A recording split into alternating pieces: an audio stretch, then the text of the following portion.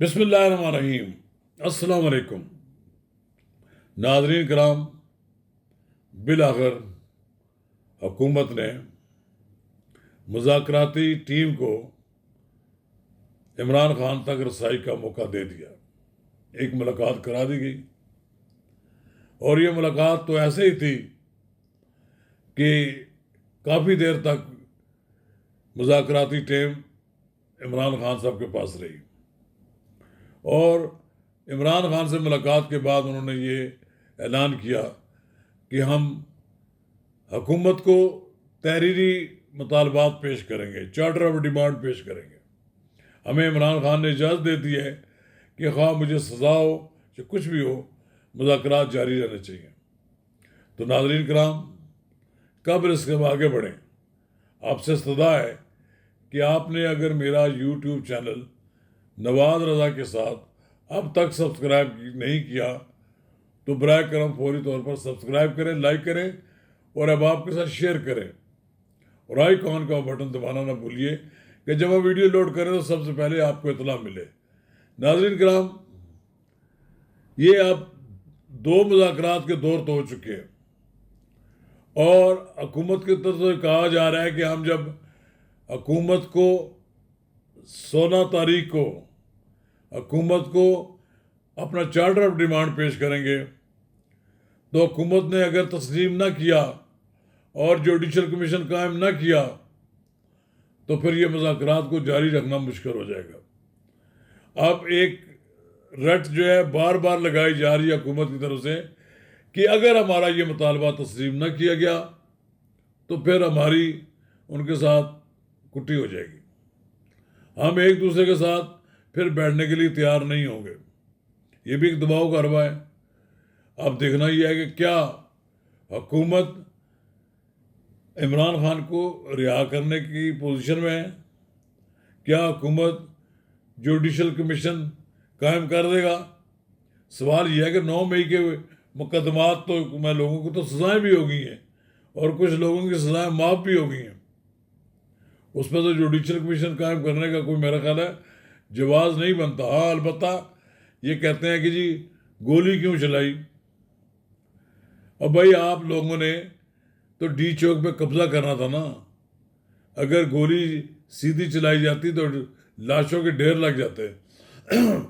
1-2 casualties ہوئی ہیں، اس کے مقابلے میں حکومت کی زیادہ نقصان ہوا ہے۔ تو یہ جو نقصان ہوا ہے اس میں ذمہ داری اگر حکومت پر ڈالنے کی تو کوشش نہیں کی جانی چاہیے، کیونکہ حکومت کا تو کام یہ تھا کہ آپ کو ڈی چوک کی طرف نہ آنے دینا، لیکن اگر آپ ڈی چوک پر اگر قبضہ کر لیتے تو یہ مفروض ہو جاتی حکومت۔ اس لیے حکومت نے اپنی پاور کا استعمال تو کیا، لیکن اس میں بدنام کرنے کی کوشش کی گئی، شاید فوج بھی ملوث ہے۔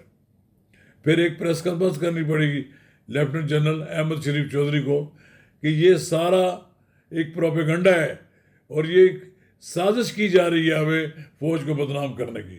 اور یہ بات درست ہے کہ فوج تو تیسرے نمبر پر موجود تھی، پہلے نمبر پر پولیس تھی، پھر اس کے پیچھے رینجرز تھے، اور فوج نے ریڈ زون کی حفاظت کر رہی تھی۔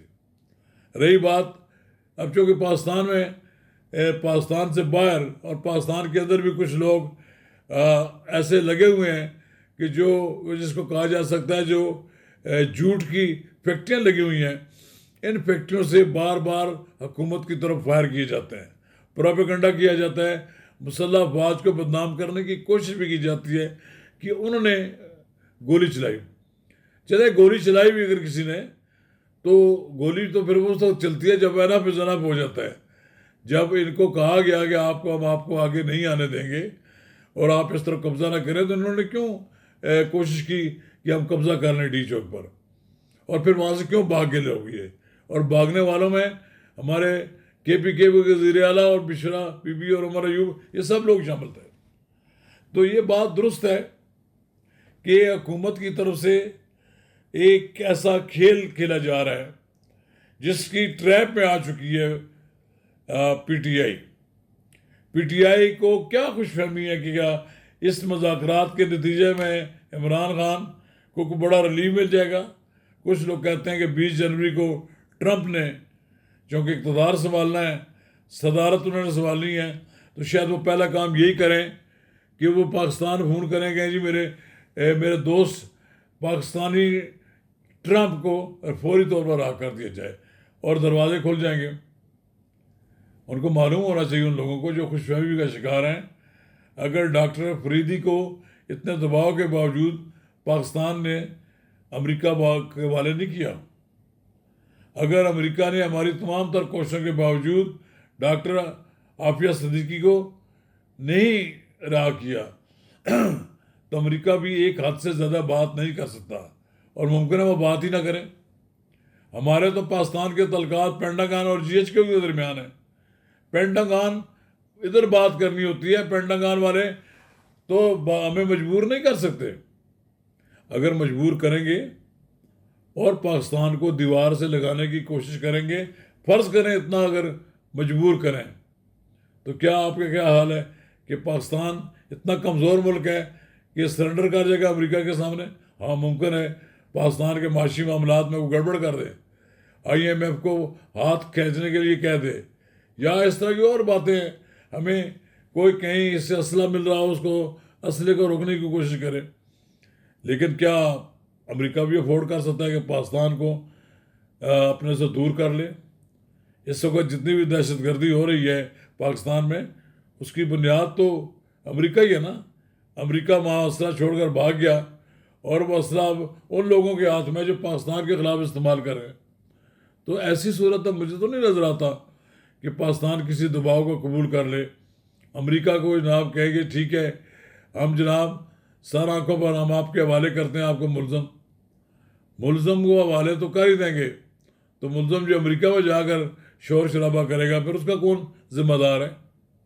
کیونکہ جب خان صاحب امریکہ چلے جائیں فرض کریں، تو انہوں نے وہاں تو طوفان برپا کیا رکھنا ہے کہ مجھے یہاں سے نکالا گیا ہے، اور میرا خیال ہے کہ یہ حل نہیں ہے کہ خان صاحب کو یہاں سے نکال دیا جائے۔ خان صاحب گراؤنڈ ریالٹی کو سمجھیں۔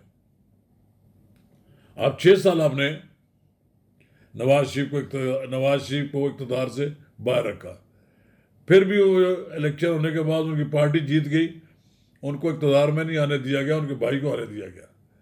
عمران خان صاحب بھی اخلاقی طور پر تو نہیں کہہ سکتے، لیکن سیاسی لحاظ سے عمران خان صاحب کے لیے ضروری ہے کہ وہ گراؤنڈ ریالٹی سمجھتے ہوئے کچھ عرصہ کے لیے سکون کے ساتھ وقت گزاریں، اور پھر بیٹھ کر کوئی نیا الیکشن شیڈول کرنا ہو جائے، اور جو پھر پارٹی جیتے وہ ملک چلائے۔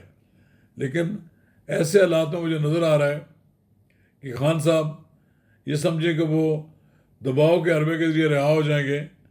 فی الحال تو مجھے نظر نہیں آتا وہ پھر دیوار سے ٹکرے ہی مار سکتے ہیں۔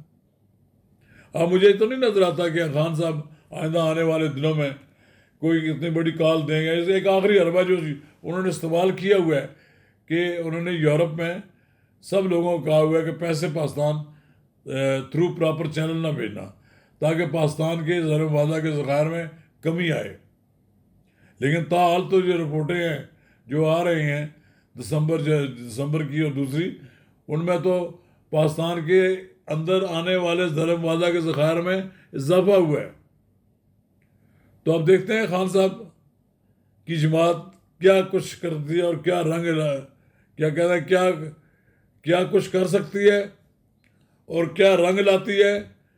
ورنہ یہی ہوگا کہ اپوزیشن کی سب سے بڑی جماعت پی ٹی آئی اپنی سیاسی غلطیوں کے نتیجے میں پٹ جائے گی۔ شکریہ۔